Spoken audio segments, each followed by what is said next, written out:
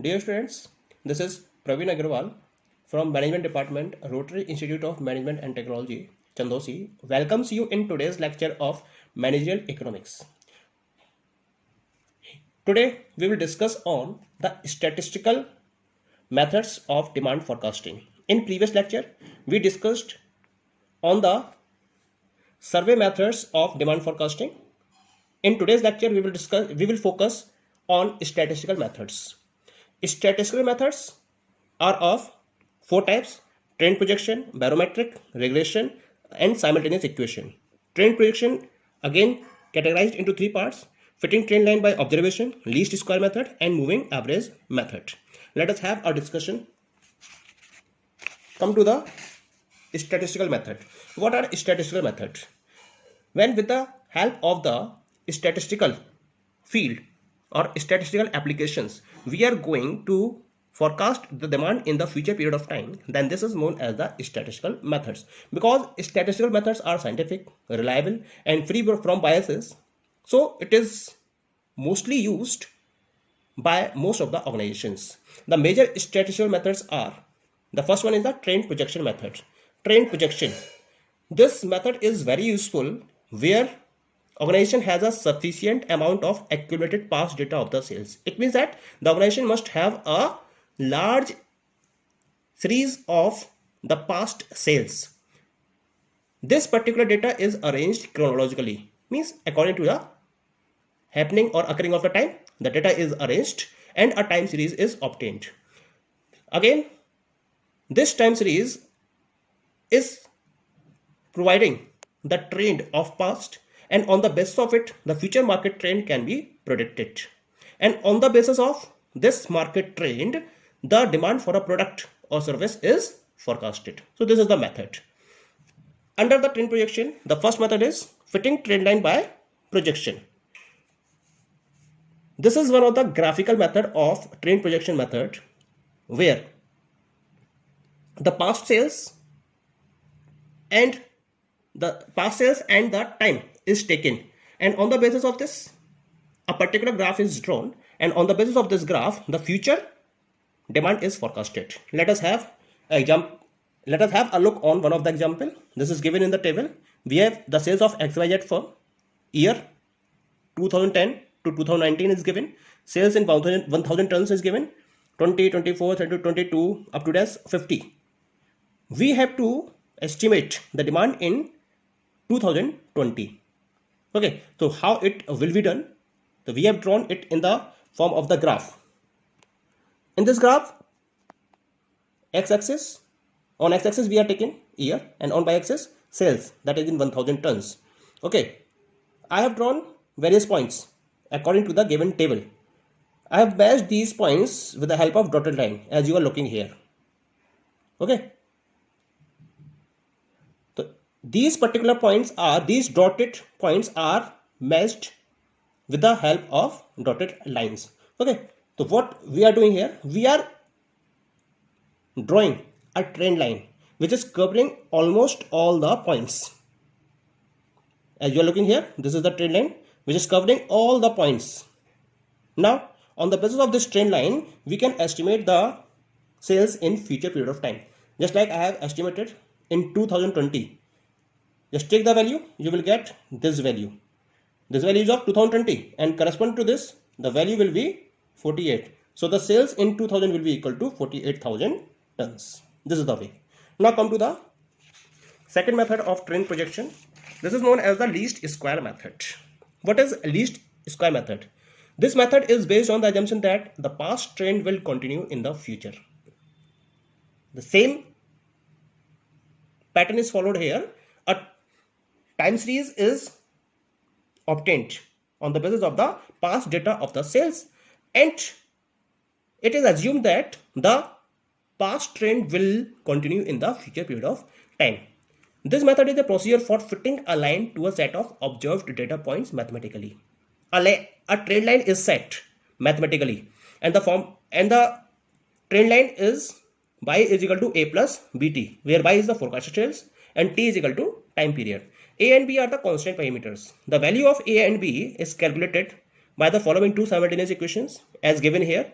summation of y is equal to a plus b summation t, and summation by t is equal to na plus b summation t square.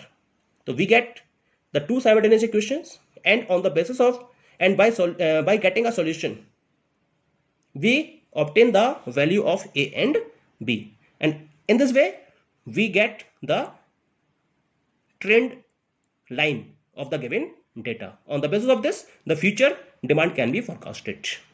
Okay. The third method of trend projection is moving average method. What is moving average? This is one of the technique that calculates the overall trends. The main point is overall trends. Overall trends in a data set. The data set is sales volume. Just like what is data set? Just like sales volume. The organization is selling its product. Then the previous time period sales volume is taken. Okay. And moving average method is applied. It is simply the average of a select set of time periods. Why it is called moving? Because when we add a new number for upcoming time period, the oldest number in the set falls off. As we are moving ahead, the oldest data is falling off. But it should be kept in mind that the time period is logged. The formula is moving average equal to n1 plus n2 plus n3 plus up to dash divided by n, where n1, n2, n3 is equal to sales at different period of time, and n is equal to number of time. Okay. Now come to the second method. This method is barometric method. Barometric method, because this method works as barometer works, because in barometer there is an indicator which provides us the information regarding the pressure. In the same way, with the help of barometric method, three indicators are used. These indicators are known as leading indicators, lagging indicators, and coincidental indicators. Okay. These economic indicators are used to predict the future trend of the business, and on the basis of this future trend, the demand for the product is forecasted. What are these indicators? Leading indicators. These indicators move up or down ahead of some series. A series is there. You will look sometimes moving up, down, up, down, up, down, up, down. Then these indicators are known as leading indicators. Lagging indicators. There is a change, but this is a change after a time lag.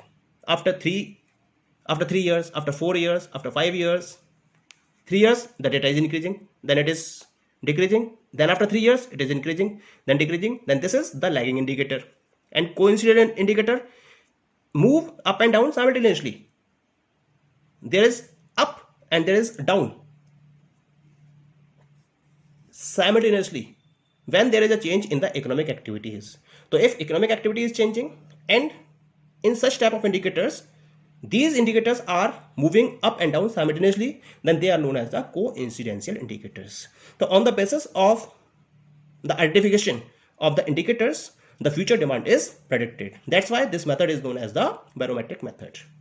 Now come to the third method. This method is known as the regression method. What does this method do? This method establishes a relationship between dependent variables and the independent variables. As in our case, the quantity demanded or sales of the organization is the dependent variable, and its different determinants such as price of the commodity or goods, income of the consumer, price of the related goods, government policy, and so on are the independent variables. So what we do, we just make a equation among dependent variables and independent variables, and on the basis of this equation, the future demand is predicted. The regression equation is tried assuming the relationship to be linear. We suppose that the relationship is linear, not non-linear. Okay. Two types of equations are there, x on y or y on x. X on y, x is equal to a plus by, y on x, y is equal to a plus bx. Take the second case. If y is equal to a plus bx, here y is equal to forecasted demand and x is equal to determinant of demand. From the given data, the value of a and b can be determined. and on the basis of this, the regression equation is set off, and then future demand can be predicted. Clear? Now come to the last method. The last method is the simultaneous equation model or simultaneous equation method. What we have to do for developing this model, endogenous and exogenous variables are determined first. After that, necessary data on both exogenous and endogenous variables are collected. So two variables are there, endogenous variables and exogenous variables. On the basis of these endogenous and exogenous variables, the necessary data is arranged, and on the basis of this data, the model is estimated through some proper appropriate method. Finally, this model is solved for each endogenous variable in terms of exogenous variable, and finally the prediction is made. Clear? Here we are talking about the two variables, endogenous and exogenous. What are endogenous variables? These are the inputs that are determined within the model. The values of those variables or those inputs that is to be determined, just like sales of the organization, quantity demanded of the organization in future period of time. So this variable is known as the endogenous variable because this is under the control of the organization, so this is known as the controlled variable. Clear? And the exogenous variable, these are the inputs of the model, or we can say that these are the independent variables. These are not under the control of the organization, so they are also known as the uncontrollable variables. Input of the model such as time, weather condition, government spending, and so on, that are counted under the exogenous variable. Okay, thank you.